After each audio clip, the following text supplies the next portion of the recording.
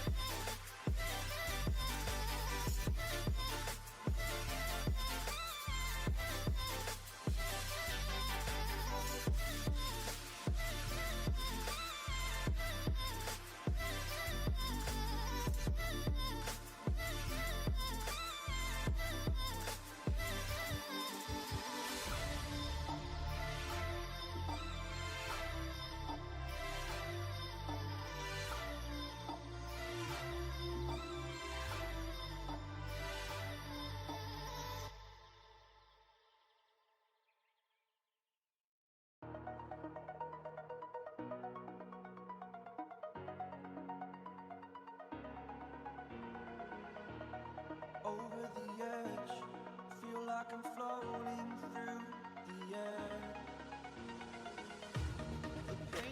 Good evening, SRA Nation, and welcome to Season 12. Today is going to be a new challenge, aside from being Sanford. We're racing on the surface of the sun, apparently. They're heading down towards the main start line. Maximizing that track just behind. That's exactly what we were talking about. That one corner. So critical to your lap time. You have to send it. This is the apex curving there by a little bit. Everybody's now bunched up, and you do not want that. We wide now at the intersection 1 in the spot you really don't want to, but the fight's not over. Still there on the inside, and the McLaren's still not going to give the place up. And we're off and away for SRA.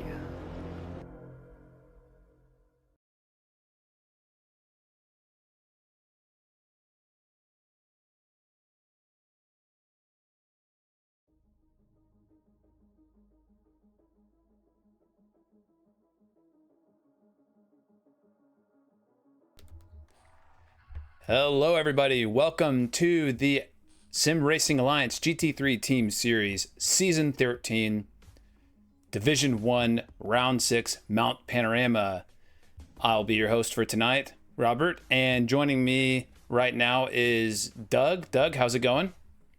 Very well, very well. Yeah, I'm not pictured on screen because this is a last-minute edition, but I am excited to make my resurgence in the commentator's booth. So thank you so much for being a gracious host, Robert. Sure thing, and happy to have you here. And you'll see Alexa was to be joining us. Alexa may be coming, may not be. That is TBD. All right. We'll leave that excitement for future audiences to figure out. So the mystery, if we will get the surprise Alexa visit. Almost as big a mystery as whether people can make lap 1, turn 1 of the mountain we're about to see here. Huh. Oh boy. I tell you what, this is a very intimidating track, and I'm really interested to see how this goes, because I know, for speaking for myself, I don't feel like I'm ready for tomorrow's race. I'm in the same boat. I've done maybe 6 laps total, which is about 6 laps more than I've done all season for practice. I knew the mountain was gonna require more of me, and I was actually pretty happy with my pace until I learned that my quality pace was what people were doing with 100 and 15 liters of fuel. So I got a little bit nervous, but honestly, the mountain will claim many victims, and if I'm not one of them, that should be a good result. Hey, that's all you can hope for. Now, speaking of the mountain, let's talk about it a little bit. All right, so for today's race, we're going to be at the Mount Panorama circuit, located in Bathurst, New South Wales, Australia. It is a 6.213 kilometer or 3.861 miles track with 23 corners. The lap record here is going to be a 1 minute 59 second .291 from Jenson Button in the McLaren MP4 23 in 2011. This is unofficial. And for today's race, the weather forecast is going to be cool conditions, 16 to 7 degrees Celsius, with a potential for slight wind impact and moderate track temperature. Sounds like a pretty good day to me. It does indeed. Although, can you really have a good day at the mountain? I guess we'll find out. Masochists will say you can. What I will tell the audience is that, like we've done in previous seasons, Sim Racing Alliance is hosting qualifying for the mountain in the dark. So that's going to mix things up a little bit. Yeah, because it wasn't hard enough. We had to make it a little bit harder. Yeah, I mean, at the end of the day, racing during the day is always encouraged. So we try and spice it up a little bit by turning the lights off. But people are already lining up. They are eager to get out there and attack the mountain. We'll see how the silver split of Division 1 tangos with the curves and the downhills of Skyline and all Barry R and his claim to fame that is basically killing everybody in sight. So that being said, we have 35 cars on grid. That's going to be a pretty good race around this tight circuit. Yeah, for sure. I mean,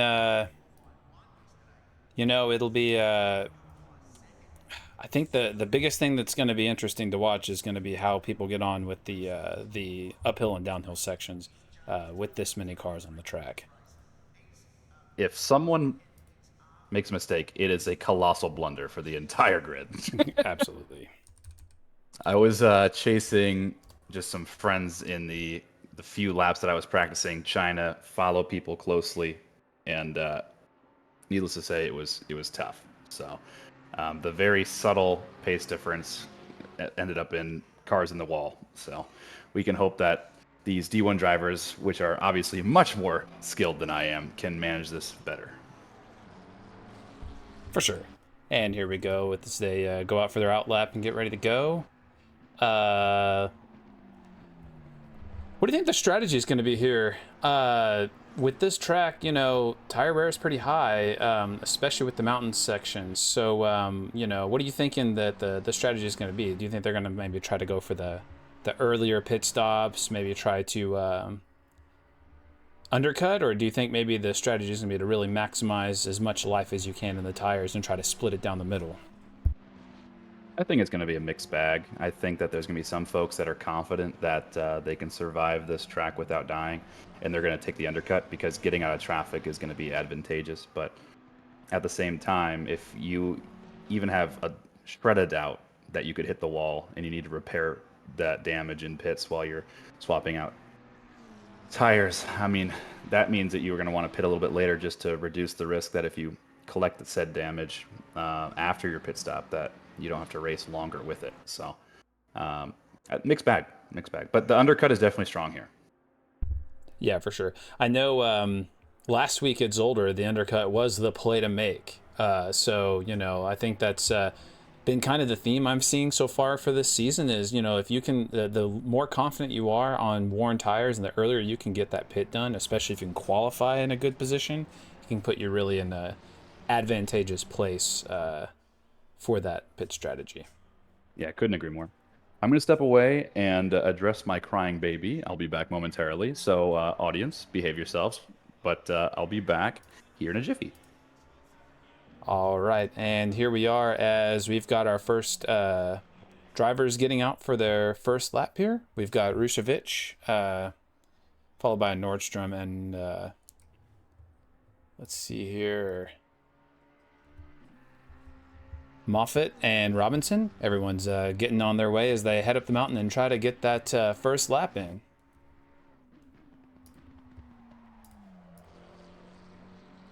And while these drivers get out there and start to get some qualifying times in, let's talk a little bit about the season so far and get all you caught up. So we're 5 rounds in, and what has started as Travis Nordstrom Championship to lose has transformed into an all-out war between 3 titans of the Sim Racing Alliance: Nordstrom, Spangler, and Ridos. Nordstrom burst onto the scene with a dominant Suzuka win and looked set to control the season, but a disastrous Nürburgring race, where he failed to finish, cost him dearly. Since then, Jeff Spangler has been the man to beat, with back-to-back wins at Misano and Zolder, shifting the balance of power. He's smooth, calculated, and utterly relentless when he finds his groove. And then there's Andrew Ridos, the Nürburgring Rainmaster. He may not have Spangler's consistency or Nordstrom's outright aggression, but what he does have is a knack for capitalizing on opportunities. He is always there, always picking up points, and always keeping the other 2 in check. Behind them, Stefano Barrera and Omar Escorcia have emerged as podium regulars, while Dan Cran has shown he's a capable driver capable of causing surprises when the conditions favor him. But make no mistake, this is a 3-driver title fight, and with only a handful of rounds left, every single point will matter. How exciting. Indeed, as we see the first times to come across here. We've already seen some yellow flags, too, from some people getting collected. So I saw car 918 already, which is a doozy from Louis there. So you hate to see it. But still more time to get out there and set a lap. Absolutely. But this is also a fairly long lap. So with only about 10 minutes to qualify, you've got about maybe 4 laps in. So anytime you lose having to collect yourself and go back out, that's going to be... it's going to be risky. And so far, we've got Moffat coming out with a 2-minute 8. And as other drivers are coming across the line here, we've got Archie with a 2-minute 9. And Queso with a 2-minute 9.4. And then Rushevich with a 2-minute 1. Those are fast times. Yeah. Telling me. I'll admit here that, and I think Garrity's going to be pretty upset with me, but my best time I've managed so far is in like the 205s recently, so I'm a little bit anxious about that, considering he's in the fight for that top position, and I might be dragging our team down in the team championship, but it is what it is. You know how there's basically always a demand every year, well, I guess every 4 years, during the Olympics, where they have the Olympic runners and hurdlers and javelin throwers. Like, you really don't have a benchmark to understand just how good these people are at what they're doing, right? And there's always a demand to see like what the average human would do, you know? And that's what you and I are. We're like, we go on track and they're like, oh, okay, a 205. I feel pretty good about that. And then this person just cracks 5 seconds a lap faster than you, you know? It just feels bad. It feels bad. But at the same time, it's kind of humbling just for yourself to be like, okay, there's still a lot of room to improve. But at the same time, it just shows you just how good these people are. So chat's already pretty excited about how good some of these laps are. They're almost ready to crack the 2-minute barrier, which is crazy considering this is just fast track conditions and not even optimum. So 100%. Looking down the list here, we've got Simmons. Oh, hang on. That jumped around on me a little bit. We've got Dreebs out with almost 1 second up, looking to improve. And Queso already with a 2-minute 2, and he's improving his lap again. So that's pretty impressive. Fire Queso is one of the people in the league that has the sweaty crown, where they do the most laps week in and week out. So I'd expect nothing less out of the man here. And then Kelvin Lau sets a faster lap than Queso does. The 2-minute threshold is going to be destroyed. I can promise you that. 100%. I'm with you there. In the dark and fast conditions, these are crazy lap times. So I'm excited to see just how close of racing we have in the sunlight with Optimum. It's going to be insane. But we have some people asking for some shout outs for other drivers. I see looking for Estefano Barrera. Is he racing tonight? He's going to be in the gold split. So I don't see his name listed quite yet, but I can confirm that Barrera is here. Perfect. So that he's going to be defending his crown. And then we have Jeff Spangler in chat, subscribing at Tier 1 for the past 25 months. You are a madman. That's more than 2 years, Mr. Spangler. What a lunatic. I mean, what a great person. What a perfectly sane and rational person.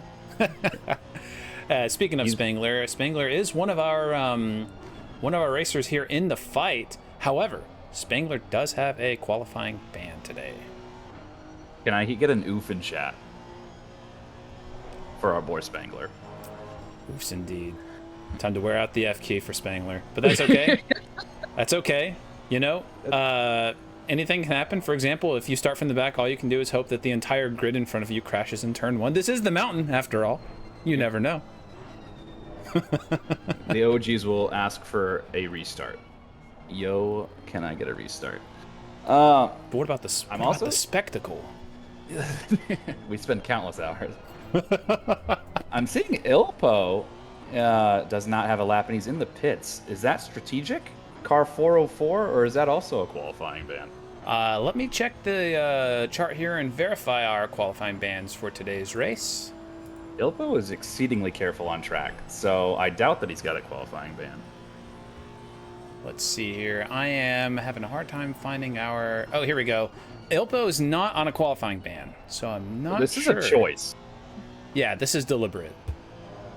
Ilpo has been known to frequent our endurance races, long 6-hour races, and he does them all solo, like an absolute madman. So this is definitely a strategic choice from him, and I'm down for it, to be frank. Absolutely. Back to Spangler, though, obviously at the top of the leaderboard for the season thus far. A qualifying ban at this track is downright just terrible. I mean, you're stuck. There's really no passing at this track unless someone has an absolute moment.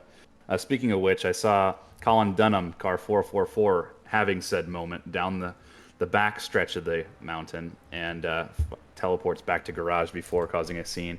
That same thing with car 350, Landon Draby's also finding the barrier. So, not ideal. Yeah, let's go back and see that from Dunham here. Though this moment does... Oh, just pulled over. Oh, just pulled over. Oh, that's not interesting, Colin. Let's see here. What else have we got going on? We are actually going to be seeing our gold drivers out on track now. Let's see what Nordstrom's going to get up to here as they start to get ready to put in a lap. For sure. Did you see Charles' lap? Yeah, that was insane. That is Mikhail. right there on the money. And Mikhail. wait, they're up. They're up.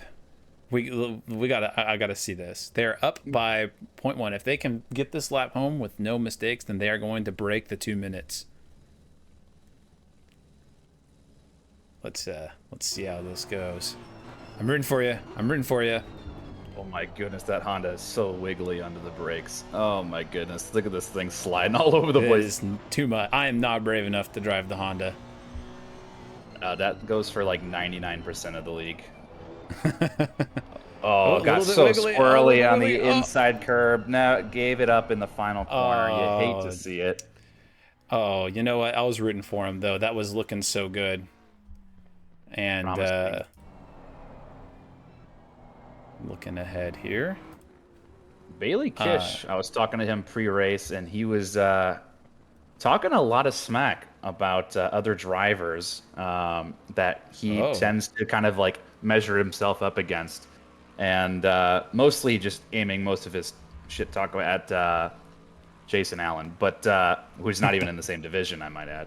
But that being said, Bailey has a lot to answer for if he doesn't qualify well tonight. Bailey, we'll be watching your career with great interest. Without a doubt. I see in chat Omar Escorcia just had a blackout. I'm guessing that's not because of too much tequila. Instead, it's a power outage, if I had to guess. That is tragic. But they can join still if the power comes back. So we can hope for him. There's always a chance. There's about 7 minutes left. That happened to me with Nürburgring. I qualified in last anyway, but my PC crashed as the race was loading, and I barely managed to get back in time. So there's always that chance. And with that, I'm gonna leave us here watching Bailey for a moment, and I'm going to be back momentarily. You're leaving them with the likes of me? Oh, goodness gracious. Well, ladies and gentlemen, I want to hear all of the worst things you think about Bailey Kish in the chat. Okay, all the terrible things that he's ever done to you. He's been, leader of Ghost Rider Racing. They have the patented Bendy Brew. That's been a popular staple in the SRA lore.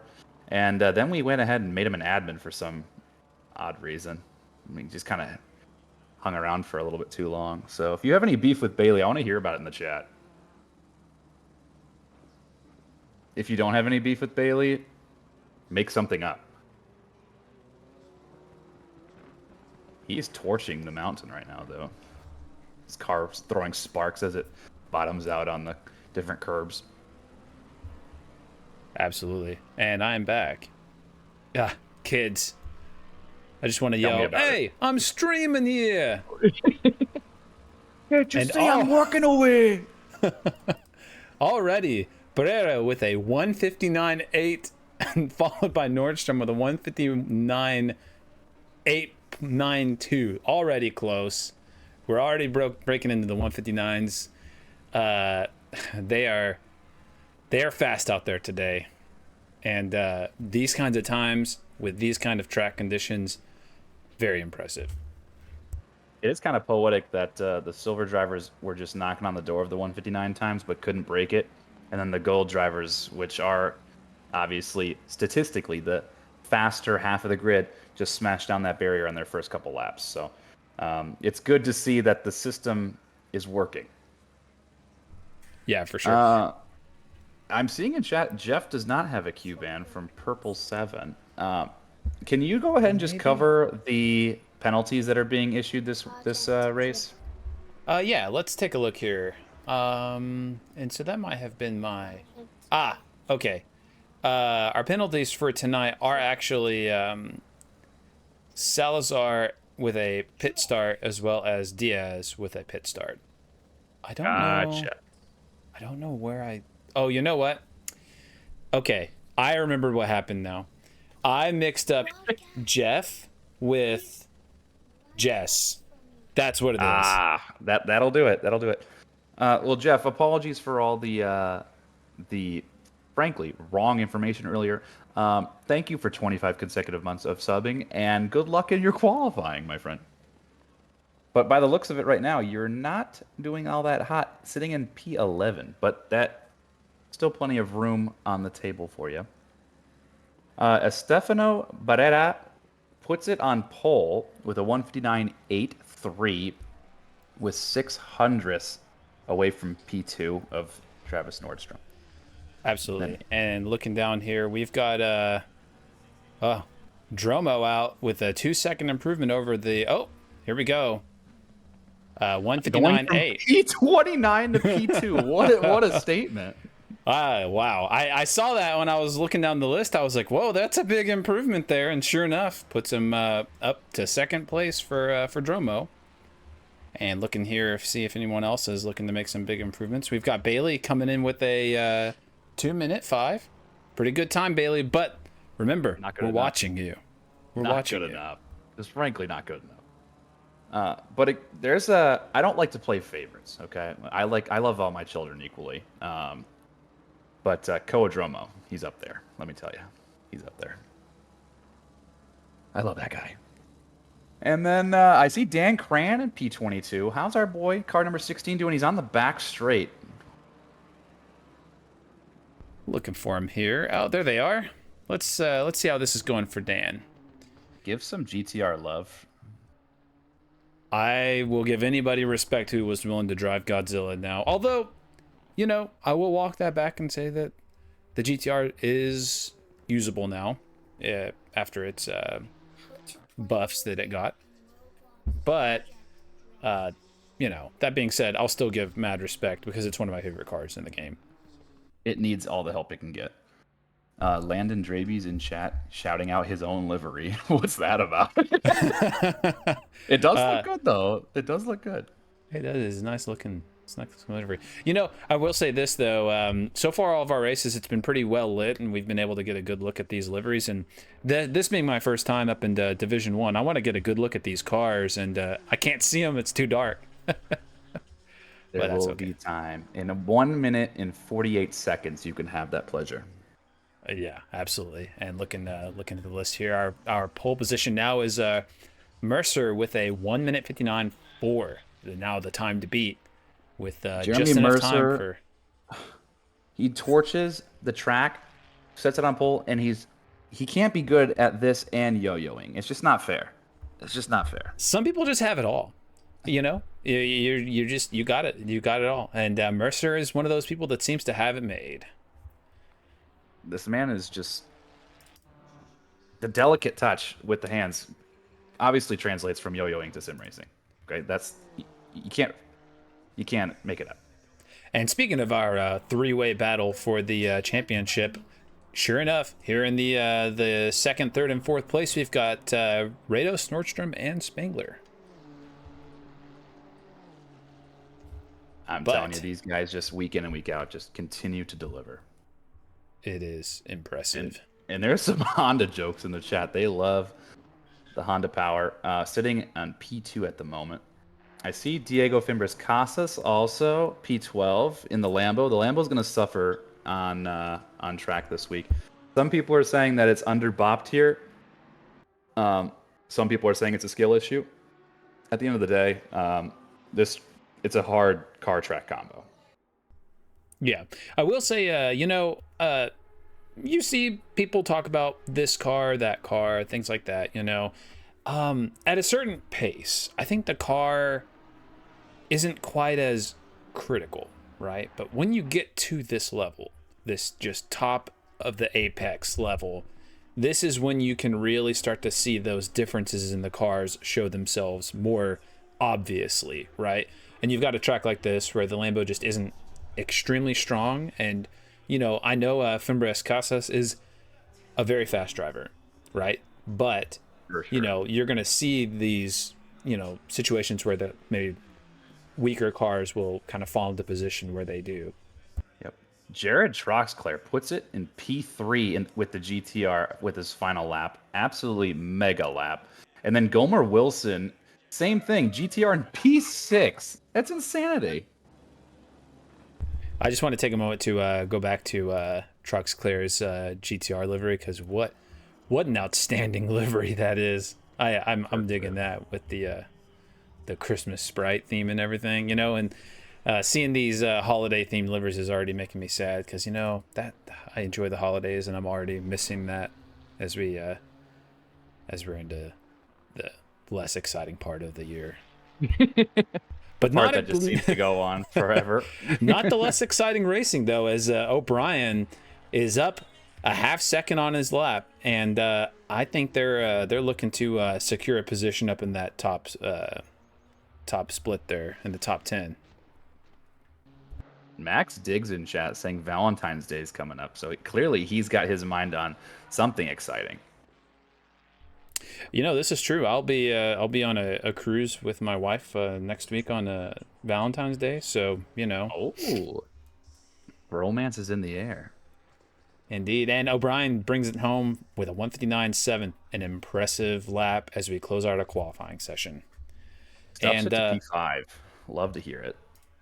So to run through our top three with their times here, we've got Mercer with, and I lost it. And it's gone. While we are getting back to the track, we'll do a little review of the grid here. We have a thank you to Cars and Guitars for the follow. Thank you. If you're not familiar, welcome to Sim Racing Alliance, one of North America's premier PC ACC leagues. We just celebrated our 3-year birthday.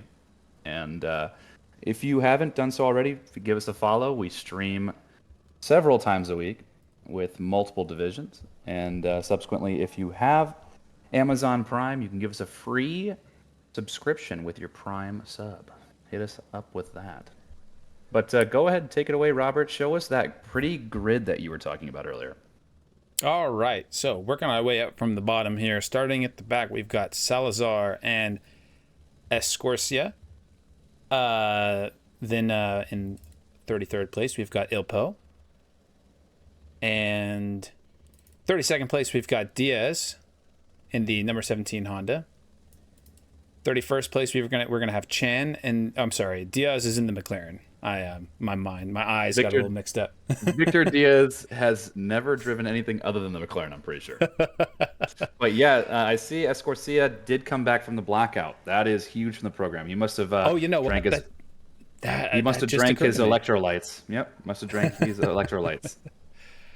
But up the grid, you said Brandon Chan in the Honda, then Landon Drabies in P30 in his beloved Porsche, Matt Lehman in his McLaren, which is his favorite car by and large, Colin Dunham in P28 in car 444.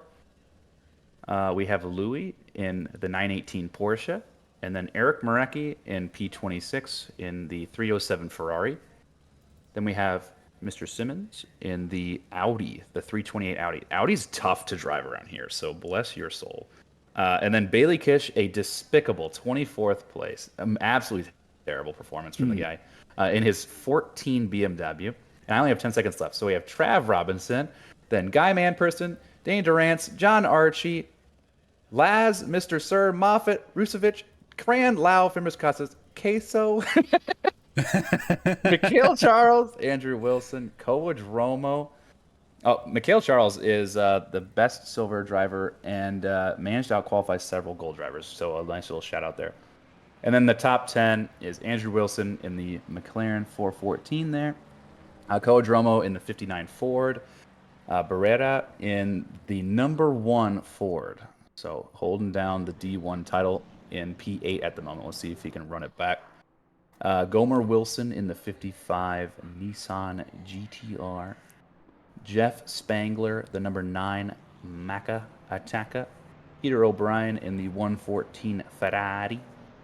Nordstrom in the number 20 Ford. Fords are strong here, so I'm surprised to see these other Fords down a little bit. But Jared Troxclair, the 222 Nissan GTR. And then Rados in the 120 Honda. And then Jeremy Yo-Yo Mercer in the 37 Ferrari. All right, who are we voting? Basically in chat, I want to see some love for your favorite driver. So I already see Composite showing some love for Jeff Spangler. Love that. Mr. Prime himself.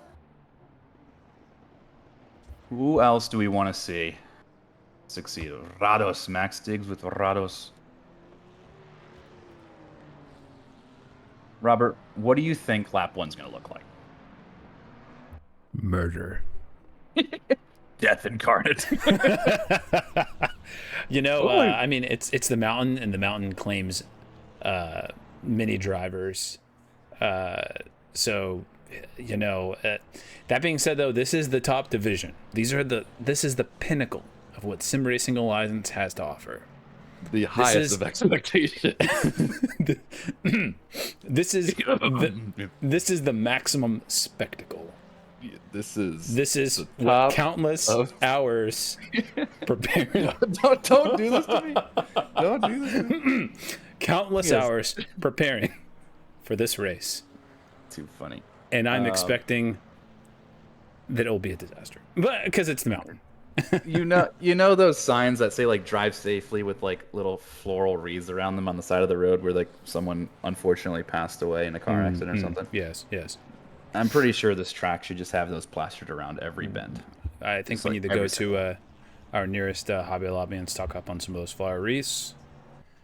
And my wife is pretty good at painting with a stencil, so she can start stenciling the little circles if you get the wreaths going. Okay. We've got ourselves a plan. Yeah. As and the hardest part is just getting to Australia. This is true. This is very true. And they're making their way down the back straight as we get ready to go racing here at the mountain. I gotta say, now that it's a little bit more daylight and I can get a better look at these liveries, these are some fantastic looking liveries. Let me take a look here really quick and see if I got a clear winner for me, though. It's that GTR still. I'm just a big fan of that that red and white, The holiday sprite theme. Yeah. Oh, wait, hang on. What do we got going on with this Macca here? The McCarrans. The Madhouse Racing lime green. That's a pretty nice looking livery, too. Madhouse always delivers a nice livery. Champion Motorsports is also delivering quite well. Shout out to their sponsors with the little Santa hat on the Champion Motorsports logo, and then Triple Stint, the best gloves in sim racing. Another blackout for Omar. Oh no. At this point, it's Jover. It's Jover. Once again, and Max Diggs break out spelling the doom for the grid, saying what could possibly go wrong.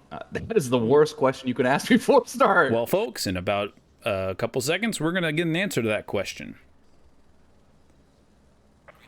As we are racing at the mountain and getting away, we've got Mercer slotting in with Rados coming in behind him.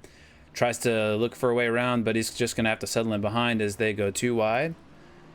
Rados did a great job holding the inside apex to make sure he wasn't going to get pushed wide, though. Absolutely. Cars are now just leaving the pit lane that started from the pits, and we already have a few yellow flags at the back, but not too many casualties as we make it to the mountain section. All right, heading up the mountain here. We've got Mercer leading with Rados falling behind, and here we go. Kind of getting slotted in here. We're not going to see a whole lot of passing attempts here, in theory, as they kind of get settled in single file and try to survive. If anyone's trying to pass on lap 1 at the mountain, it's a suicide mission. So right now, everyone's going to just kind of settle in and get their tires warm, get a feel for the car that's just full of fuel, because most of the cars have to take basically max fuel to get around here for the full hour. Because pitting does not allow for refueling, so it's going to be a max boat, and these cars are going to feel real heavy. But right now, everyone's doing an excellent job, nose to tail, just funneling through down the section. How did I say that? Rustovic parks the car along the wall. What happened here? Too much inside curb, if I had to guess, or it gets loose. Let's see here, and I might not have rebound enough here to see what happened, but he just hits that wall there. Yeah, understeer into the wall, and then proceeds to hemorrhage a bunch of positions that you hate to see it. Painful to watch for sure as they come around and finish their first lap here, with Mercer settling in with a nearly a 1 second gap in front of Rados as we kind of get settled in here. And this calls back to what we were talking about earlier on, where qualifying is so important here, because your passing opportunities are basically like less than 50% of the track you have, like maybe a small section of spots where you can pass, otherwise you're kind of just stuck. You've got like 3 corners basically out of the 23 that you can manage to pass them. And those 3 corners, you're sending it in order to get by them. Like you're hoping that they get a bad exit out of Bentley corner, or you're hoping that they mess up the braking for the hard, like basically final braking section. I don't even know what it's called, to be honest with you. I'm sure someone in chat can help me out. But yeah, Anton is reporting 15 seconds of front end damage. His race is over. He needs to pit right away, fix it, and hope that he doesn't have an incident going forward. But you can see Gomer Wilson. Oh no, that was Andrew Wilson kissing the barrier with his McLaren behind Gomer Wilson. So people are already shedding paint on these walls. Yep, I expect to see most likely more of that coming into the future as we look down the rest of the pack here and kind of see how everyone else's race is going. Let's see. Lexus. Here we go. Oh, wait. Yes, you're right. I did indeed spot a Lexus, and I missed it. You know, even in Division 1, the Lexus survives. It is the best car in the game. If you say anything other than that, it's heresy. Spangler is battling with Barrera. Whoa, whoa, oh, contact. Oh, big incident. Oh, he's sliding across the track. This is dangerous. Oh, wow. All right. It looks like there may have been another car collected in that. Let's go back and see what happened Spangler. here. Go on board with Spangler.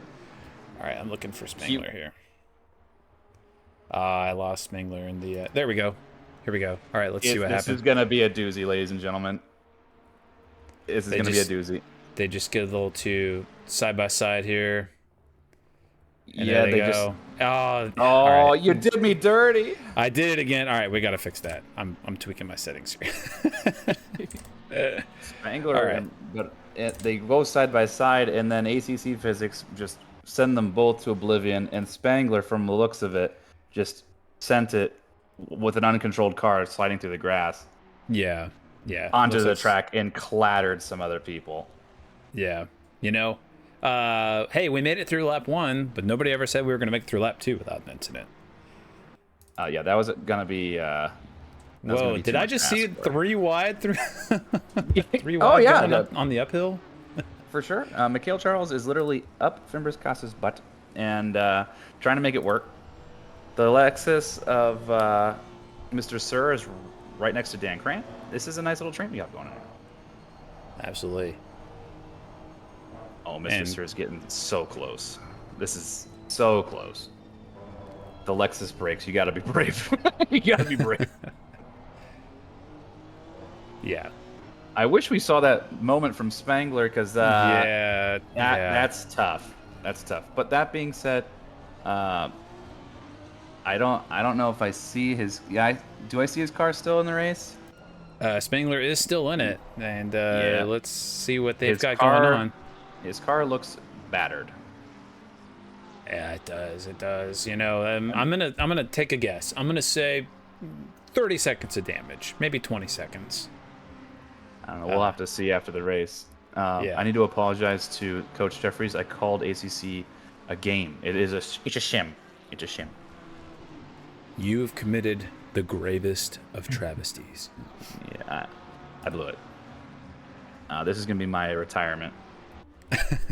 That's it. From commentating. You got to give up your ACC card, your sim racer card. As someone looks like someone was ducking into the pits there, maybe looking at one of the Lehman. casualties.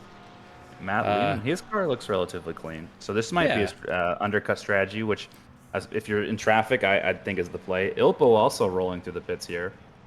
Yeah, you know, if there's anything I've learned from our SRA GT3 Endurance Championship, it's that you can realistically drag these tires on for the entirety of one of these races, right? Sure. I would say with the exception of such as like Misano, when the track was like literally on fire.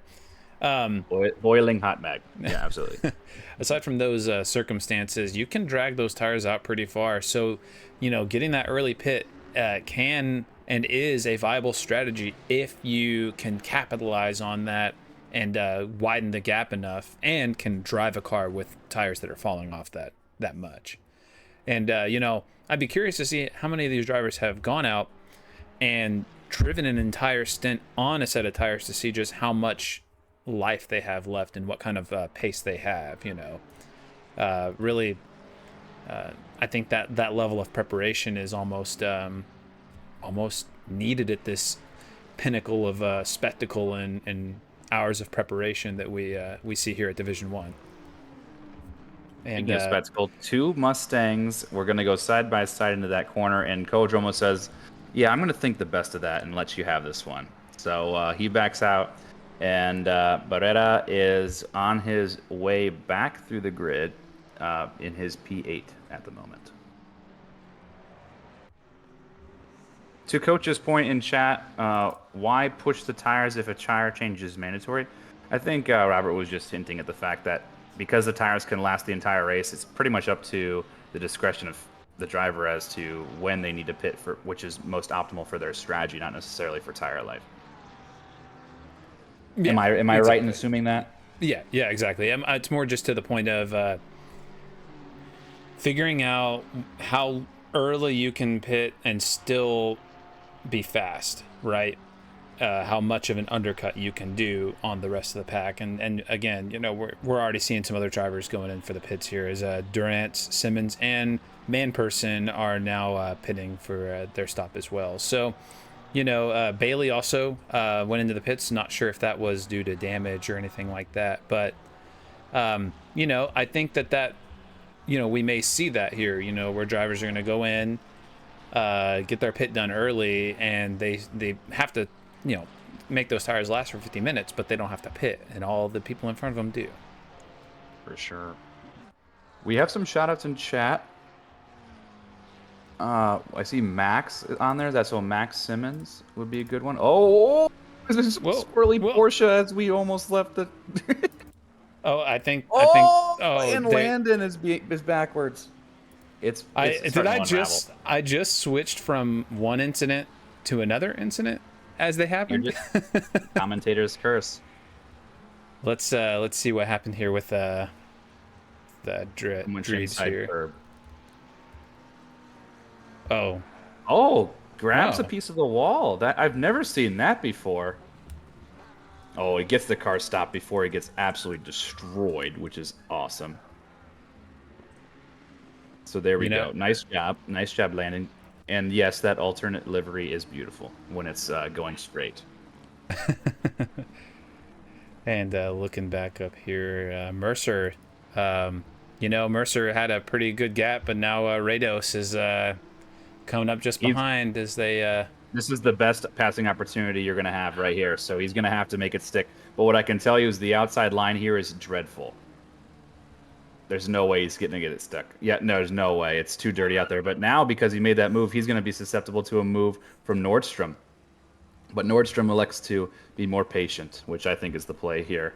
We're only 11 minutes into this 1-hour race, sacrificing a podium spot for what could be a, you know, half-assed passing opportunity is not the play. Absolutely. But Rados is very fast. I mean, watching him slide down the mountain at like basically slip angle is pretty scary, but he's managing to wrangle it. Watch this Honda behind just sliding around. It's spooky. Yeah, and here they go as they go through Forest Elbow and get onto the Conrad straight. You know, I think Rados is definitely going to be preparing to maybe try to make a move as they get to the end of the straight and go through the chase here. It looks like Mercer's Ferraris just got him in the straight lines, so it's tough. It might be a setup difference here. It's got to be a setup difference. Yeah. Rados just doesn't have the straight line pace that the Ferrari does. But this is a good run as any. There we go. Let's see if Rados can make it happen in Murray's corner. Nah, Mercer's just going to park the car right in the middle, but a switchback attempt?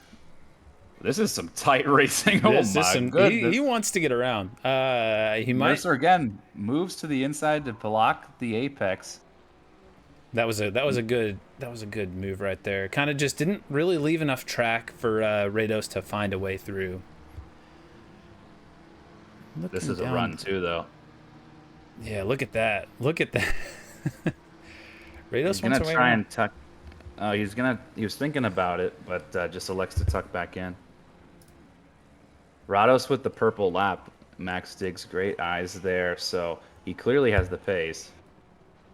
Oh, this is the part where I realized I mispronounced that name a couple times. Apologies. I'm working on my pronunciation skills. Are you? Can you roll your R's? Like Rados in the Latin language, Rados. Rados. Oh yeah, see, the crowd's gonna love that. Sex appeal just went through the roof. Just saying. You know, I'll I'll say no more there. It doesn't. It doesn't always work. Max goes, how exotic. Yeah. No one's described me as that, Max. I can promise you that. All right. As we're getting through Forest Elbow, heading into the Conrad Straight again. I'm curious to see what's going to happen here. Rados is fast, and I think they'll be wanting to make something happen. Oh, I don't like that camera angle. Here we go. Jeff Spengler in chat says, "There's my drop round." Oof. We saw you sliding across the grass, but we didn't catch what happened to your McLaren, Jeff. Can you shed some light on what happened? Because it looks like you came across the track and hit another person. Is that the case? My technical inabilities failed chat there. That's okay. And Jeff is here to help shed some light. And gonna look down the field a little bit, see what else we got going on. Looks like Dreebs might have lost a position here to Escorcia. Again, 2 blackouts and he's in P21. Like, what? This man's on fire. Just absolute legend. His driving skills, reliable. His internet and power, not so much. But come on, these things counteract each other. As we see here, Escorcia is like, nope, I am not going to let this stop me. And looking further up here, we got a little bit of a train going on between Dan Cran and Sir.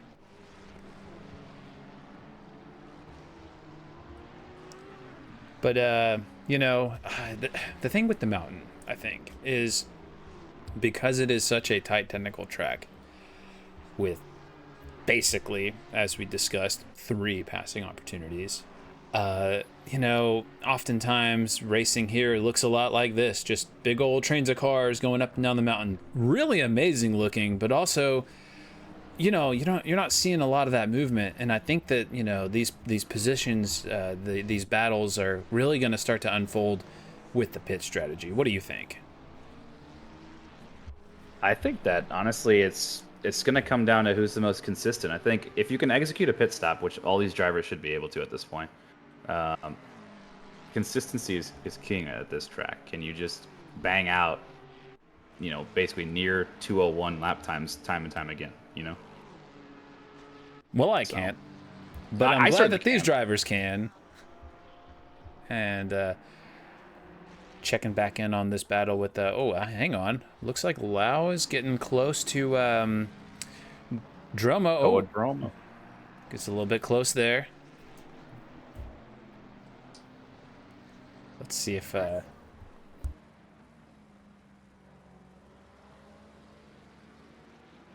this is the type of broadcast that is tough when it comes. Oh, Bailey Kish dead on the mountain. RTG. Show me number 14. Put it on the camera. Number 14 on the camera. Where is number 14? At the back. Bailey, where are you? At the back of the grid. Oh man, Bailey's gone. I can't find Bailey on my list here. They didn't exit, did they? Oh, guaranteed he quit. 1,000,000%. I don't see them. All right, give me thumbs up in the chat for Bailey quitting. Big oof. You hate to see it. Barrera with the purple lap. Yeah, for sure. Barrera P7 in the number 1 Ford with the new fastest lap. My guy is torching up the mountain here. Brian Anderson showing some love for Bailey Kish. Yeah, I'm pretty sure. Oh, yeah, thumbs up in chat for Bailey quitting, for sure. Thumbs up. Yeah, Bailey's gone. I did not misspeak. I can't hold fault. I probably would have done the same thing. Oh, I've quit literally almost every race this season so far. My car's been absolutely murdered, destroyed, clattered, whatever other synonyms you want to invoke for destroyed, and then I subsequently quit. So you hate to see it. Absolutely. And looking here, Rados, looks like Mercer kind of opened up the gap a little bit. Rados might be backing off. Maybe it's the tires. Maybe they just want to wait and try again. Hard to say. Their lap times are very close. So as I say that, Rados is closing in now with a faster lap as they are breaking into the 2 minutes, although that might not have been. Oh, never mind.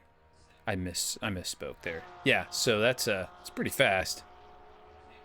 Wheel I wonder if we're gonna see anybody break into the 159s during the race. No. If they do, then I'm gonna have to pull them aside and have a stern talking to them after the race. That's just too fast. It's unbelievable. I'll have to send the Motec data after the race if that's what is happening. Okay. That's just implausible. But Well, again, even nearly 20 minutes into this race, these three are on top of each other, which is insane. yeah, this battle is ongoing, and they don't seem like they're letting off at all. You know, they're just consistently fast and around each other. I mean, you know, this is the kind of racing that I like to see, where you've got, you know, drivers that are all consistent and fast, and any one of them could just have that opportunity and take that position, you know. And I mean, looking at the standings, you know, Nordstrom right there, third place. You know, they're standing to gain well if they can hold on to that, especially, you know, if they can pick up a position or two. Frankly, I think all three of these drivers would be ecstatic if they could just all three drive off into the sunset, and well, I guess in this case sunrise, and capitalize on 1, 2, and 3 on what can only be described as a very grueling race. Yeah, absolutely. Yeah, they're all on top of each other. Like Max Diggs in chat is saying, like they're all racing like this is a 20-minute sprint, and they have to do this for 60 minutes. Like it's insane how much consistency and pace they're showing here. But right now, a GTR battle. Come on now, GTRs. We need the GTRs to stick together. Well, they are literally stick together. They are 2 tenths away from each other. Well, you know, you have a good point. Wait, are they teammates? No. Wait, now I'm confused. No, they're not. On board with Gomer is Red Eye Racing. What about Jared Troxclair? I don't think so. Okay, I'm it's pretty sure just Jared coincidence. Troxclair- They're just both the only GTRs on the track. No, there's Dan Cran also. Oh, there's Dan Dan Cran okay. and Gomer Wilson are teammates. Okay. Thank you for clarifying that. This is where my lack of Division 1 team standings knowledge is coming through here. Correct. And Barrera was involved in that incident with Spangler earlier and has managed to climb back up to P6, which is just insane. Absolutely impressive, and just goes to show that consistent driving, consistent fast driving. Whoa. Getting squirrely in Barrera is driving with the finest of margins.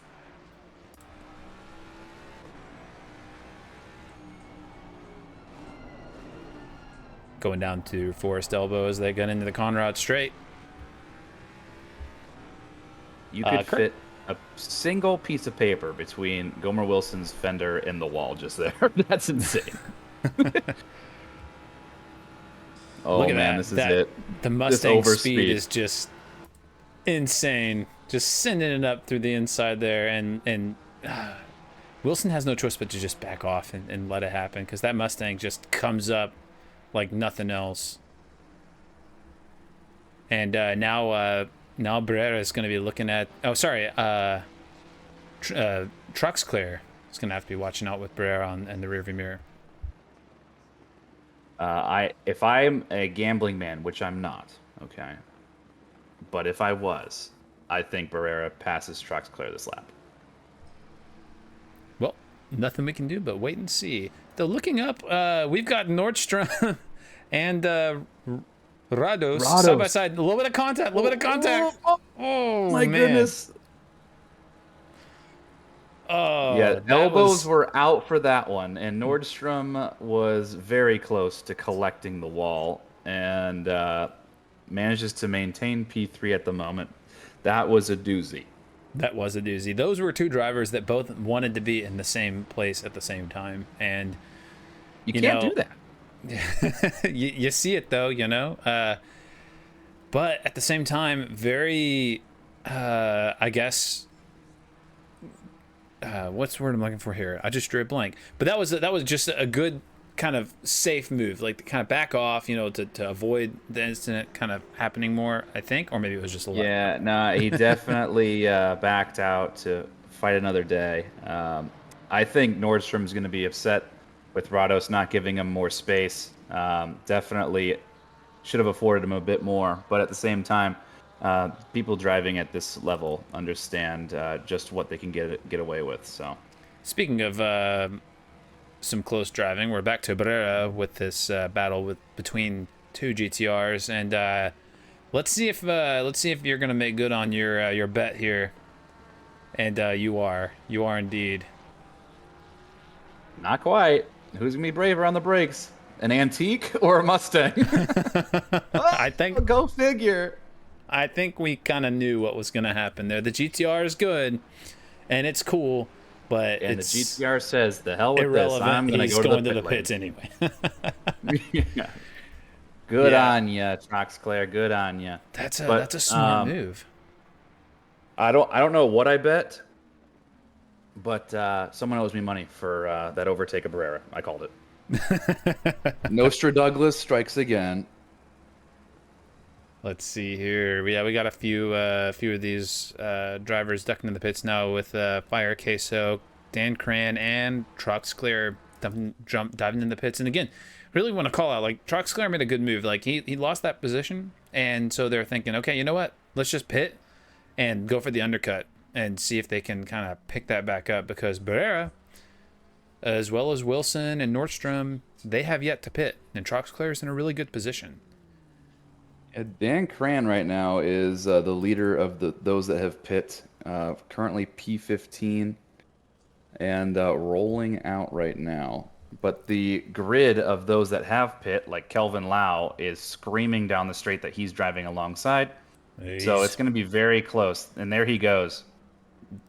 Yeah, I was thinking he's got to be like hoping he can just hurry up and get out of the pits before they all come past, and that means that that puts. Let's see here. Troxclair. It looks like actually Troxclair came out ahead of that. Did I see that correctly? Yeah, Troxclair managed to get out ahead of that.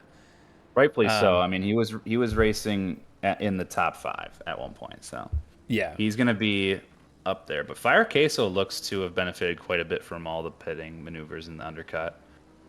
Yeah. Yeah, but right now, Kelvin Lau is leading the silvers in the pitting scenario here. We'll see what other people can manage. Lau is a very fast driver too, so I think Lau can capitalize on that for sure for the silver standings. Also very handsome. Lowly SSJ, first time chatter. Welcome to the Sim Racing chat community. Showing some love for Barrera also. Seems to be a very popular driver in the chat right now. You know what? Chat's grown on me. I'm also starting to like Barrera. I'm the outsider here at Division 1, but I tell you what, I want to see Barrera do well because they've been showcasing some stellar driving.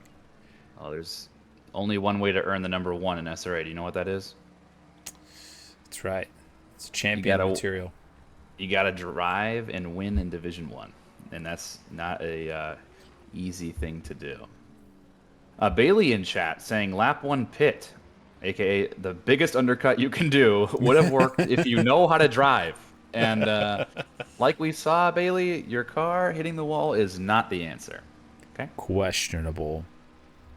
Bailey, do not watch this stream back. Okay, you're not going to be happy about it. You're not going to be happy about it. Bailey, no comment. Yeah, Max Diggs trying to hype your boy up. Did you win D1 before, Doug? I didn't join until year 2.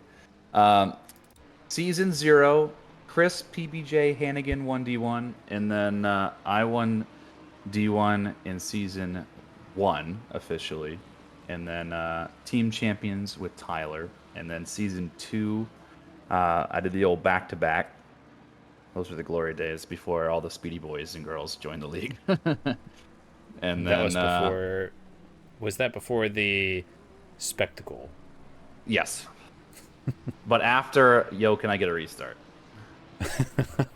Max, I got quite the cabinet of SRA hardware. you love to see it. I'm going to leave you guys watching Dromo with the... Well, actually, let me look for a little bit better battle. There's a battle on the front straight right now. Yeah, let's go check that out. Oh, Wait. they all went in the pits at the same time. Never mind. What battle? Oh, Give me Kelvin Lau. Give me Kelvin Lau's rear wing. Oh, let's see. Let's look at Kelvin Lau here. There we go. All right, I'm going to let you guys watch this for a moment, and I will be returning momentarily.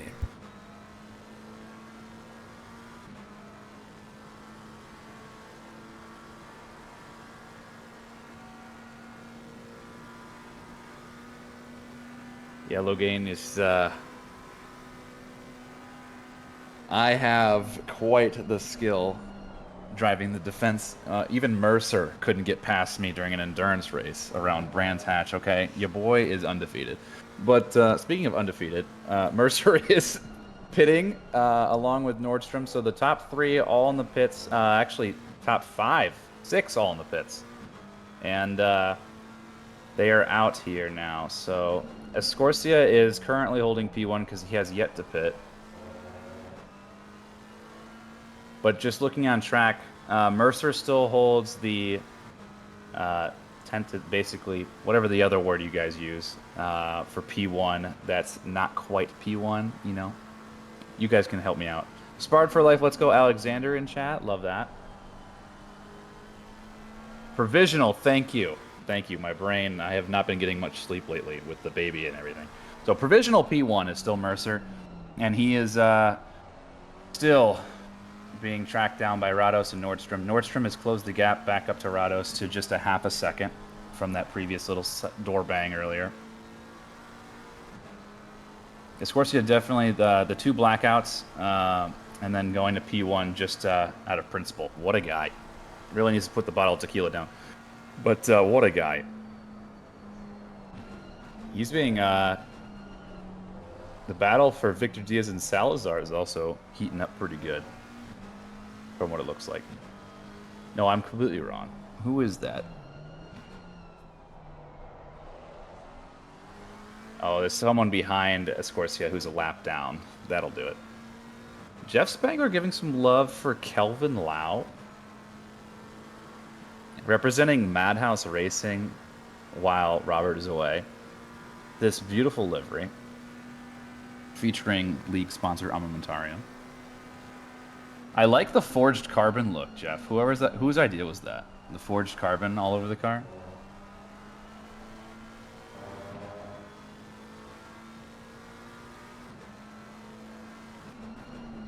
Ah, Foz, of course. The GOAT livery creator. Forged carbon looks so clean. When they came out with the Lamborghini Huracan Performante with the forged carbon fiber, oh my god. I got a little choked up just there, just thinking about it.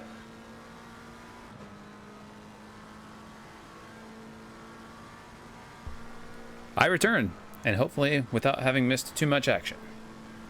No, just Rado setting the fastest lap again. Oh, just a casual fastest lap from Rados. Wow, and it's dangerously close to breaking that, breaking into the 159s. I told him I'm gonna ask for Motec if he breaks into the 59s. I'm telling you.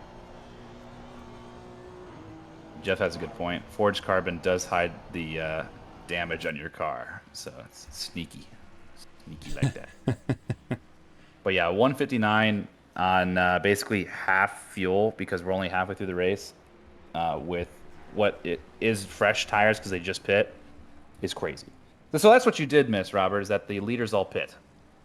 Yeah, I see that now. I'm realizing that. I'm coming to that realization. And the only people that haven't pit are Escorcia, who had the 2 blackouts, and then Victor Diaz. Wait, does that... Am I seeing this correctly? That means that Escorcia is at... Oh, I see. They're going in for their pit now. They are, and that means Victor Diaz is going to take the... provisional P1 unless he comes in for the pits, which it looks like he is. Oh, bummer. He could have had clickbait saying he was P1, but blew it. Missed opportunity. Yep, for sure. And looking back ahead here is Mercer and Rados come across, and their battle continues, or rather picks back up, because I think a little while ago we had Rados back off and was instead fighting off Nordstrom. Correct. But what I want to see, if it's okay with you, is the battle for Coadromo and Mikhail Charles. They are duking it out right now. Give it to me. Let's go find that. Give it to me. Here we now. go. Whoa. Oh, yeah. Duking it out is putting it lightly. Oh, yeah. Mikhail was ahead at one point, and Coadromo manages to sneak it back. And then Dan Cran in the mix. This is juicy. Oh, baby. Dan Cran wants it real bad on the outside line. This is never going to happen. And then the Lexus of Mr. Sir is in the hunt now. Oh, boy. Yeah, this is getting awfully Oh, and now spicy. because Mr. Sir got backed up, Fire Queso's alongside, but Fire Queso backs out. Oh, coward. Yeah, I was kind of hoping they would just kind of try to stay there and see what happens. It'd be interesting. But we got to get back up to the front because Rados is closing that gap with Mercer. No, I think you mean Rados. Rados. There you go. Rados. Closing the gap with Mercer plus here. 10. Plus 10 points. My man. All right. But yes, now, the 3/10 is something to behold because it's about as close as he's been. And he's taking Honda's a peek. fast. That Honda's very fast. Oh, here we go as we go into... Oh, baby, this is dangerous. Oh. Oh, man. Oh, dive. You gotta dive. Oh. Didn't bring a scuba gear. There's always next time. Yep. Always next time. Now let's go back to that train that we had forming behind Charles. So Coadromo has managed to escape, building the 8/10 gap, and now Charles is fighting off the likes of Dan Cran and Mr. Sir. I'm not encouraging dive bombs, Max. I'm encouraging strategic car placement. It's a little funny hearing the word dive bombs and someone named Max talking about them. Maximum dive bomb. Max is a fan of the old dive bomb. He and I have tussled a few times. Love that guy. He's one of the OGs too. Bot Lando, thank you for the follow. And then Muff SDR says that Rari is quick in a straight line. Yeah, I'm pretty sure Mercer's running zero wing. There's no way that he's able to outrun a Honda without it. Yeah, absolutely. Looking up here as they well, what corner is this? I'm not even gonna try to figure out what this is. One of the 23, I can assure you that. This is the Skyline, right? Yeah, this is the Skyline. This is Skyline here, yeah. Yeah, okay. The right before it then was McPhillamy Park. Okay, all right. I'm learning my corner names. Now we go into Forest's Elbow and into the Conrad Strait. Now this is where Rados. Oh, had 873. Show it to me. 873. 873. Looking for it. I'm 599. Show it to me. 599. Here we go. Whoa. Give me a replay. Let's get that replay. Wait, did they? They were about to just whip that thing. They just quit. Okay, this I think. is guy man person.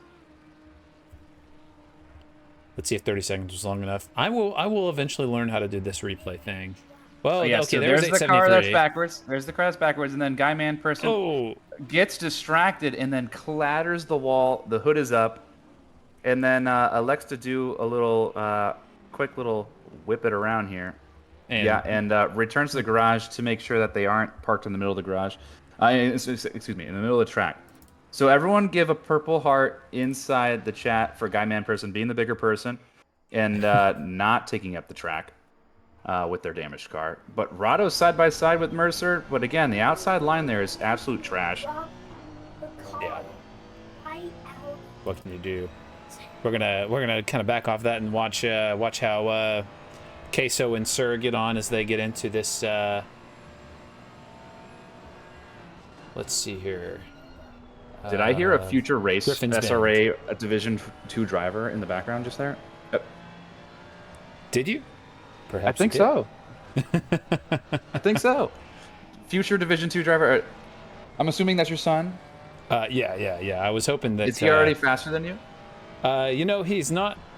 He probably is, actually. The humbling moment as a father. He inherited my my G920, and he's not quite long enough or tall enough to reach the pedals. And, you know, his legs are still long enough. Yeah, that's what I was splitting my sentences in half and merging them in the wrong order. But yes, he'll get there. Whoa, that was a that was a yeah. This is just Ferrari things. Yeah, Fire Queso is just whipping this thing around.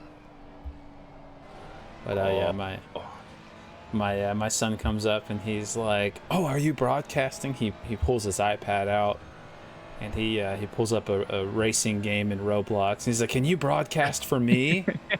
What a cutie. My daughter is 3 months old. Doesn't know anything about racing, but I'm convinced that she's going to be the best. You've got your work cut out. You know, us sim racers that happen to luck into offspring, we have to keep the sim racing alive in our future generations. Luck into it. Oh, that's funny. Mr. Sir, like, I don't know what we was doing back there. It looked like he was holding down the inside line for what felt like no reason. And then Max Diggs is saying that we need to get our children go-karts in order to get them into the racing scene as early as possible. You know, I found this really oh sorry. I found this really great role model to look forward to creating the perfect racing driver. You know, I think his name's Jos Verstappen. You know, I think this guy really you're gonna be an ass. This guy has a really monster. And deprive your child of any happiness in order to become a champion. Just leave them. I haven't left him at a gas station yet. Anyway, looking here, we've got a train forming once again between Mercer, Rados, and Nordstrom. There you go. Can you show me O'Brien car 114? 114 O'Brien. Could be right on the back of Simmons, is he not? Am I reading that wrong? Oh no, he's got clear air.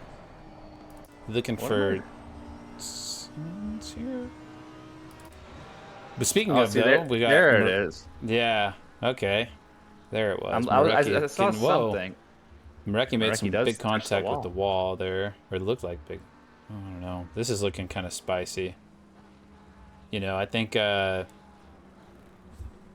they want to. I think Drebs wants to get back around. Drebs. I think it's Drabies. I met him in real life. He literally slept in the same house with him in Daytona this past year, where we did the official meetup just a couple weeks ago. And I still don't know how to pronounce his name correctly. I'm pretty sure it's Drabies. Drabies. You know what? I'm going with that because I don't see their name here. Yeah, they're going to be looking to get back around. Let me check back up the field here. Man, Rados is really holding close to Mercer with that 2/10, but Nordstrom also right behind. I kind of want to see this again. Let's see. Oh, did I just turn away when they? Okay, hold on. I'll let this go because they're going up the mountain anyway. They're just going in their little 3-man tandem. I want to see what they do here.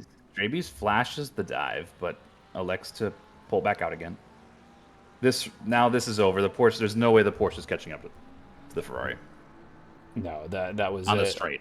Yeah. If they can get them out of the corners, they can kind of open up or close the gap. Yep. But once they get going down the straight, it's kind of harder to rein them in. Yep. Let's go back to P1 off the back wing, please. Show them some love. Yeah, Mercer. Again, nursing a nearly 3/10 gap, and then Nordstrom is the same behind Rados. And then Barrera, I'm looking for, is 3 seconds behind the P3 at the moment, which is, again, incredible being in P8 and getting into that initial incident with Spangler. Yeah, absolutely. And by the way, I want to kind of shout out Escorcia for P19 looking to maybe pick up P18 here. As we see, as they are side by indeed side. getting side by side, looking to pick up P18 against Simmons, coming in from a blackout and still making up this many positions. Truly the Audi impressive. still wants it. This is going to be sketchy. Oh, so brave by the Audi. Well done, Max Simmons. That was an incredible amount of bravery there. Escorcia started last because of a power outage. So, yes, he's managed to climb the grid all the way up to P19 from P35, which is insane. Absolutely insane. All right, back to the front. These guys are still duking it out. Yeah, it looks like Nordstrom kind of fell off the train a little bit, not by much, and they're already kind of coming back at it. So let's watch them go down Skyline here. You know, as difficult as this track is, and as not competitive as I am, I still love driving on it, especially Skyline. Just the feeling, you know, well, obviously not really a feeling, right? But just the visual sensation of cresting that hill, and now you're just downhill and you're just fast and going through those like tight, like winding corners just feels great. I can never get enough of it, even if I crash out half the time. Looks like there's something happening here. Oh, it's getting close. Yeah, it is. Ooh, that looked a little squirrely. It did. We missed P17. They died on the mountain. Not P17, number 17. That's Brandon Chan, who returned to garage. You hate to see it. Oh, but right now, back to it. Rado says the inside for turn 1. This is the best overtaking opportunity. Oh, my goodness, Mercer closes that door. They say, nope, that is not your corner yet. And, you know, I don't think they quite made enough overlap to keep their nose in. So, but, oh, man, they're really, they're really getting elbows out. Getting gritty. You know, Rados is going to make sure that Mercer remembers they're there and they're looking for that spot. You bet. Tracer 21, first time chatter saying servers are back. I don't think so. SRA, Rados is right up there. SRA, we have a means of hosting our races without the ACC multiplayer. So we do the LAN connection and we host our own servers. So if you're interested, hit us up. Yeah, I agree with Danville in chat, hoping that Barrera closes a 3-second gap and joins this 3-car battle to make it a 4-car battle. You know what? With how fast Barrera has been, I think they could do it too. I'd love to see how that unfolds. Whoa. Yo. So I've got buttons on the side of my mouse, and I just I'm very animated when I do this, and I swing my arm wide and smack into my mouse. And anyway, you're just getting so excited with the quality of the race. It is. It's exciting. I mean, flailing your limbs around. Okay, if I had a webcam on, it would just look like some sort of like chaotic scene at my desk here. You know, I'm surprised my monitor hasn't been smacked by an errant hand. As I just see the crazy driving that we've got, really, really outstanding. And it, you know, oh wait, hang on. Yeah, we have another battle here. Ooh. Troxclair nursing this position. If you remember, he was able to capitalize earlier, but oh man, that McLaren got loose. Yeah, now McLaren in a GTR sandwich, not a good place to be. Yeah, this is actually where they finished off in the pits earlier. This again, all these drivers are so good, and they all are so similarly paced that it's so difficult to pass. Yeah, and how many drivers do we have in the race right now, Robert? We have 30 drivers remaining in the race, so we've lost. That means there are 5 gravestones along the track somewhere. You know, I've got my list here, my order. Looking back just a quick little check-in on Rados. Sorry, Jeff, that was not personal, I swear. You get your own drive safely little wreath on the side of the road for you, bud. Painted by yours truly. Man, these guys are nose to tail for the past 50 minutes. It's insane. It's just without stopping, you know. They'll kind of get, you know, the gap will open up between one of them or two of them, and then they just end up coming right back together. Typically, as they crest over going into Skyline, you know, and they start the downhill, they kind of come back closer together. But I'm really interested to see what Rados does here, because they've got some real speed on the straight here. Mercer's just putting the car right in the middle of the track. Yeah, there's just nowhere for Rados to Rados to get around Mercer here. My man. I couldn't agree more, chat. Jeremy Mercer's handling the pressure crazily. But speaking of pressure, Rados loses the car a bit. And my cameraman lost his head too, but Nordstrom's able to get the inside because Rados gets squirrely. Let's see if... I don't know how that inside line's not compromising. But that's crazy. But that allows Mercer to get away, which I'm sure he's taking a collective big breath. We just had an incident with the number 73 car. Let's go take a look and see what happened here. Touched the wall, got squirrely. Outside curb. Yep, that'll do it. Yep. Oh, slippery down. Two little brake. Bang. Boom, bop, bam. And just like that. Return to garage. Bob Drunk. There it is.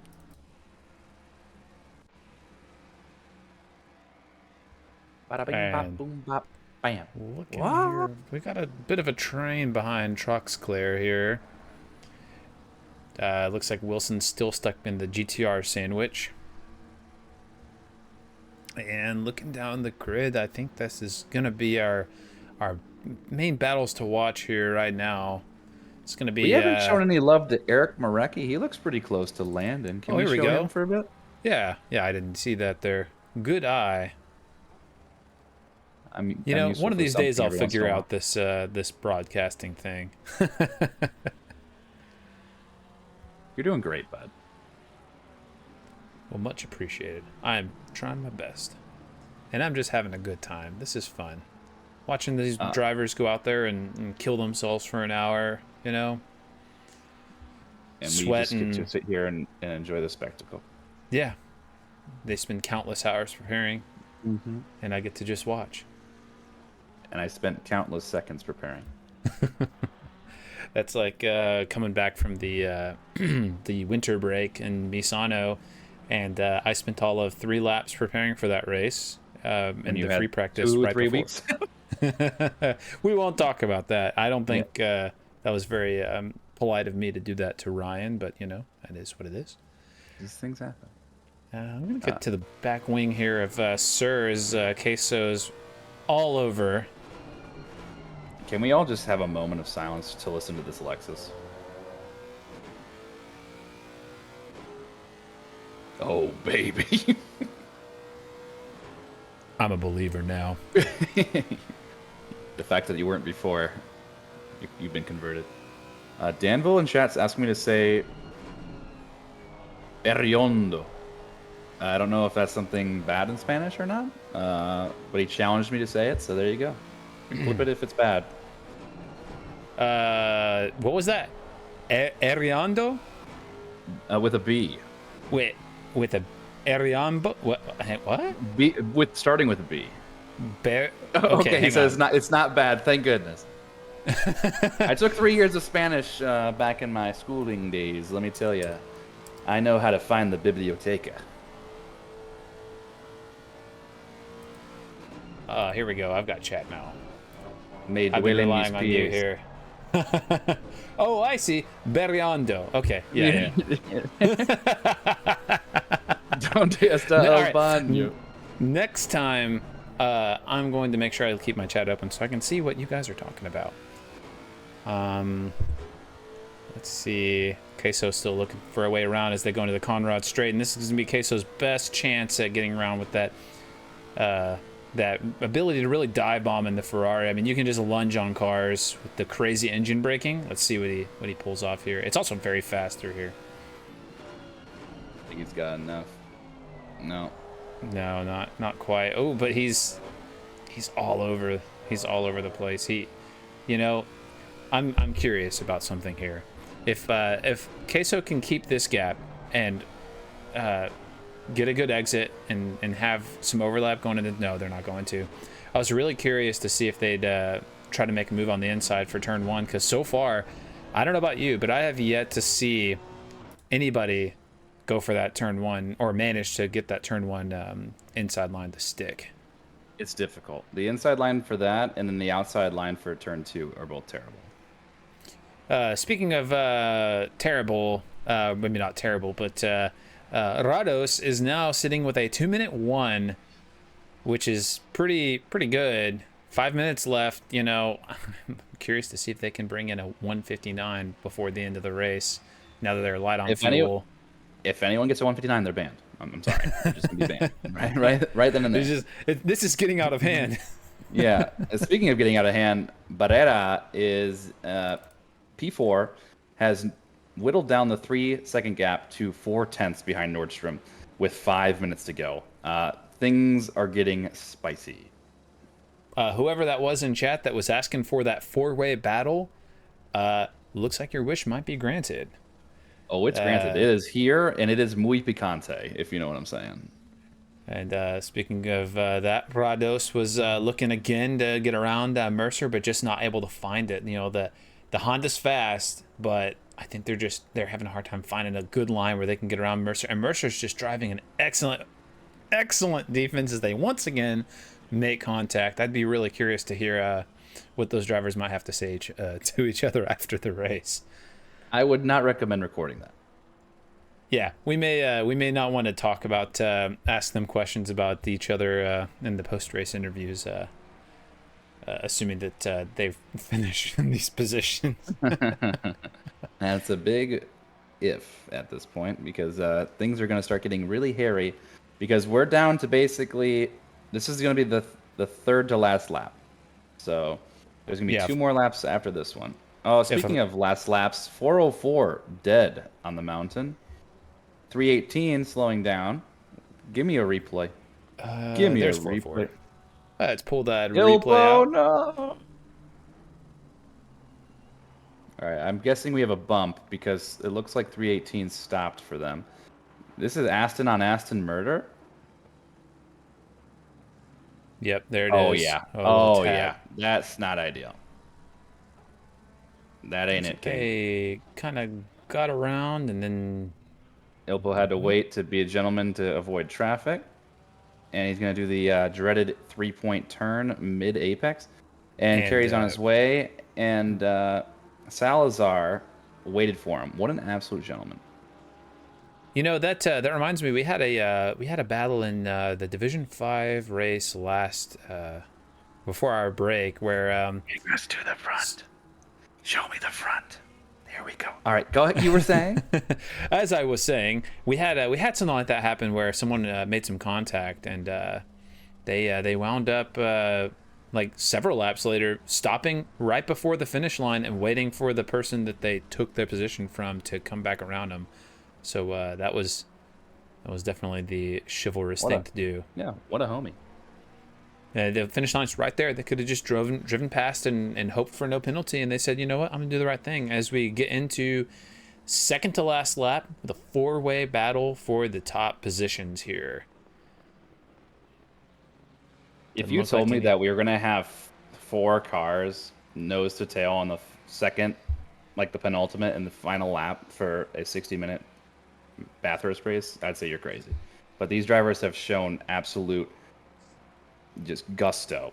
And once again, Rados is looking for the move, not able to make it. I was almost half expecting a little bit of contact because those two have been just touching nose to tail this whole race, really. I think that they're really... Whoa. really trying to get in each other's heads at this point.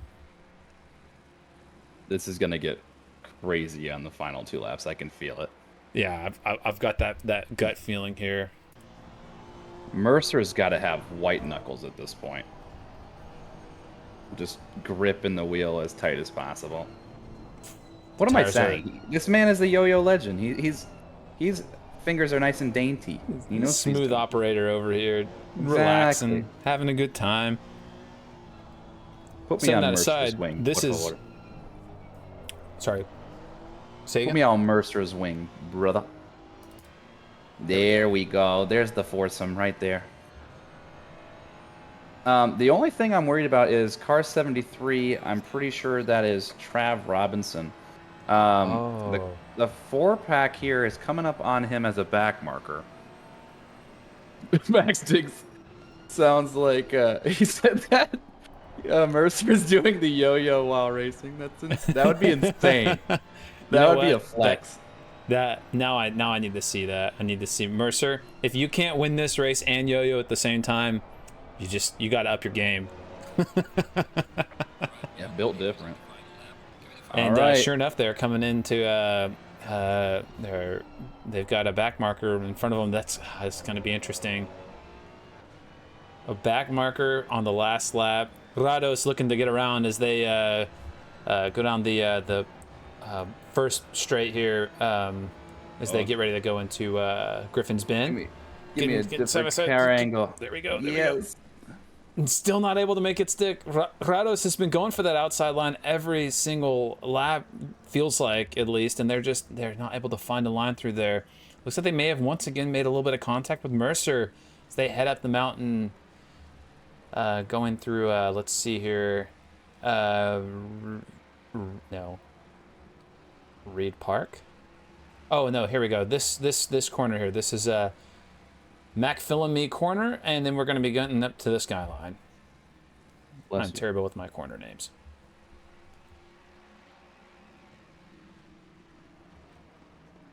Here we go. They're just these guys are all. There's going to be 4 cars finishing within a second. This is on the final lap of this race. This is insane. This is just unbelievable, and they've been racing like this for the entire 60 minutes. Truly outstanding drive. Yeah. Coming out of 4-sub into the Conrad straight, and this is Rados' best opportunity to try to get that last chance around Mercer. This is the closest he's been all race. This is it. Oh, wait, this is gonna be for all the marbles. He's gonna send it. Oh, he didn't quite have enough overlap to send it up, but I don't think Rados is done. They are nose to tail going into Murray's corner. All he has to do is hold the inside and get the braking right. This is it. Now it's going to be a drag race onto the first straight. A little bit of contact. My goodness. What a race. Here we go. Outstanding. Coming in first. Jeremy Mercer takes the pole position and holds it the entire race to get P1 with a astounding race by Rados, finishing 1/10 behind him. And then a mere 3/10 behind him is Travis Nordstrom for P3. And then Barrera, despite some contact, fighting back through the grid, finishes 4/10 behind Nordstrom for P4. The top 4 finished within 1 second of each other. That is insane. Absolutely insane. And Robert, take it away to finish out the top 10. Yeah, absolutely. So completing our list here, we've got Troxclair coming in 5th position. Leading Wilson in 6th position. We've got the other Wilson in 7th position. Coming in 8th and leading the silver drivers, we've got Lau with excellent 8th position finish. Dromo in 9th place and Cran coming in 10th. And we've got some other drivers coming across the line now as we get wrapped up here. Oh, I tell you what, we may not be out there racing, but I'm sweating here from that. That was an absolutely intense last couple laps with that battle between Rados and Mercer. And I want to give a shout out to Escorcia, P18, despite starting last on the grid with a power outage. So Shout out to you, and awesome points haul despite a rough, unfortunate beginning. So nice job. Very, very well done, and really excellent drive from everybody here today. I mean, I didn't see anybody get collected in any major incidents. I mean, this is truly the pinnacle, and it shows with the excellent drives we've seen today. All right, so I'm going to get our P1, 2, and 3 racers in here in a minute to interview them, ask them some questions, and in the meantime, I'm going to take a break here for a message from our sponsors. A huge thank you to our SRA sponsors and title sponsors for supporting us here at SRA, as well as support from Documise, a modern business solution for product management. Go to documise.com to learn more today. And support from Retro Saga, a North American-based gaming company that provides accessories for your favourite classic systems, including Nintendo, Sega, PlayStation, and much more. Enhance your retro gaming experience today at retrosaga.ca. And a big thank you to our affiliates, Track Racer. Experience redefined gaming with Track Racer's high-quality sim rigs and accessories. Use code SRATE at checkout to support us.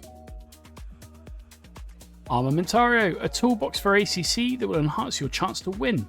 Enjoy a fully customizable and enhanced HUD to change the way you experience ACC. AT3D Sim Shop. Upgrade your sim racing experience today with premium 3D printed accessories featuring precision crafted magnetic shifters, sleek cable management solutions, versatile stream deck mounts, and immersive dashboard displays. Their innovative designs enhance performance and style, elevate every lap with top-tier quality and craftsmanship at at3d.net. Go Setups, premium esports setups for everybody. Use our affiliate link on our Discord and take your drive to the next level. Castle and Cauldron, a home-based crafting business specialising in handmade Harry Potter, Fantastic Beasts and Fairy World collectibles.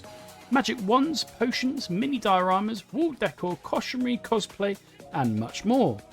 Castle and Cauldron is where crafting meets the magical. Visit facebook.com/Castle Cauldron.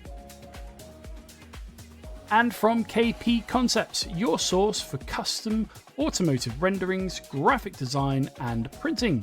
We spend countless hours making you look all good for the spectacle. Check out kpconcepts.com for more.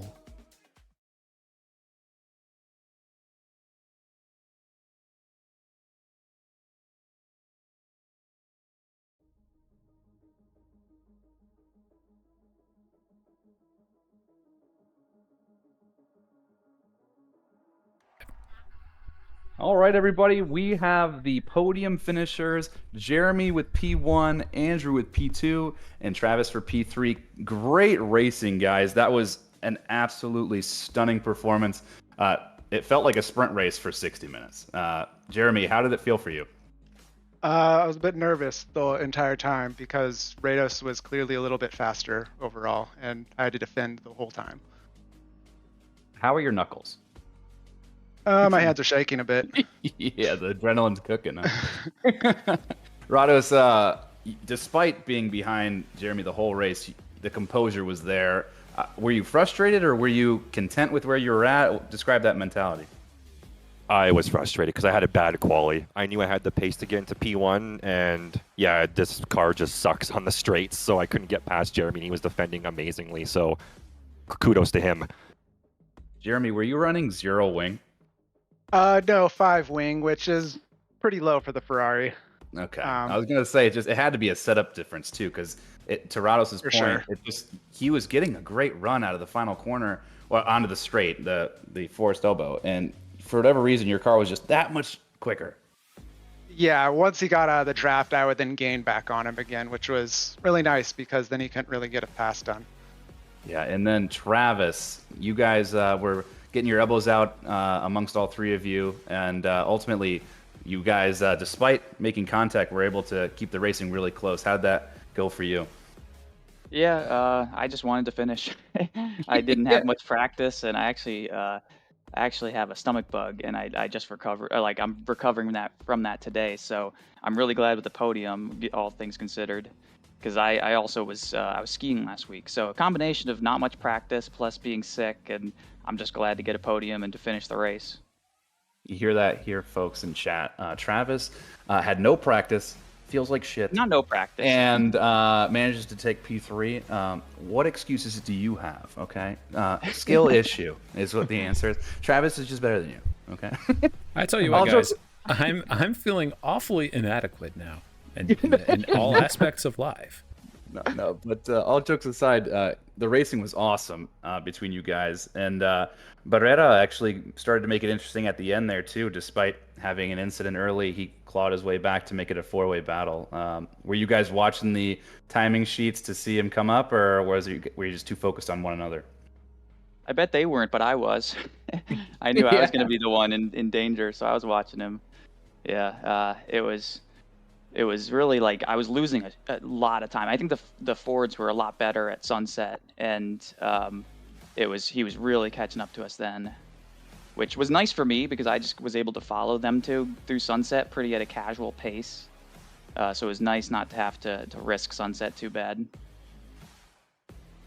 I was surprised at the Ferrari under the braking. I thought it was going to be, obviously the engine braking is good, but I thought that the Honda was going to be able to sneak you out a little, but it just wasn't the case. Yeah, I think the Ferrari's brakes are pretty good, but a low wing setup does make it a little bit worse. I think the main thing was I was focusing on braking late such that I could, defend the entry of the corner a little better. And the exit often didn't matter as much because I can just defend the next corner as well. So you were parking it right in the middle of the track. It was great to see. Any parting comments from the three of you? Let's do you first, Rados. No, that was a really good race. Yeah, thanks for racing, guys. Good stuff. We had a lot of fans for you in the chat, Rados. People saying "I am Honda" and claiming Cheetos. So a lot of love for you, my friend. Hell yeah, let's go. Thanks. Jeremy, any final words? I'm just kind of fortunate. I was able to put in my PB in qualifying, and I guess lucky enough that ended up being pole because I know if there's a few people who could have beat it. No, you got stellar performance, man. Yeah, and then defend the whole race and got a rest after that one. Yeah, no, you earned it for sure. And then Nordstrom, any final words, my friend? Same thing I said earlier. I'm just glad I finished. Such a hard track to stay on, and not. I had 0 damage the whole time, even with a couple minor bumps that the game didn't register. But yeah, I'm just really glad I finished. Good stuff. And kudos to all three of you. I said publicly that if any one of you hit a 159 under race trim, that I was going to ban you. And Rados, you got close. A 2 minute. I messed up the final turn. I know it was there, but you didn't get banned. So congratulations. So thank you. So there's that. Robert, you have anything for our podium winners here? Nothing for me, but I just wanted to congratulate all of you on the excellent race. It was just awesome to watch you guys. I was having a blast just watching y'all duke it out. I was a little nervous getting Andrew and Jeremy, getting you two especially together in the same place after the contact that y'all had. But you know what? Just again, great racing out there. I'm sure you guys are already looking forward to coming back in next week and seeing what you can do. Yeah, great competitors here, and they duke it out on track, but they're gentlemen's after the fact, and that's literally what SRA is all about. So thank you so much, you three. Feel free to scamper off to your respective areas, and thanks again for putting on an awesome show tonight. Thank you. Thanks guys. All right, Robert, feel free to send us out, my friend. All right, folks. Well, here we are, the end of the race. Division 1, Round 6 of Season 13 at Mount Panorama. The countless hours of preparation, the spectacle. Just had a really great time. Let's look a little bit ahead at what we have coming up here really quick before we go. So that was Round 6 at Mount Panorama. We're going to be back again for Round 7 at Oulton Park. I've seen chat talking about Valencia. We're not quite at Valencia yet. We've still got to get to Britain and they've already forgotten about Oulton Park. I don't blame them. Everybody forgets about Oulton Park, even when it's not part of the championship series. So we're gonna be back again next week at Oulton Park, and then we're gonna finish out at night at Valencia, which is gonna be really, really awesome. So I just wanted to thank chat for coming out and watching. Thank the drivers for putting on a great race. Everybody who showed up and raced, and thank you for showing up and helping get through today's broadcast. And everybody, I'm looking forward to seeing y'all next week as we go racing in Oulton Park. Good night. Good night, everybody.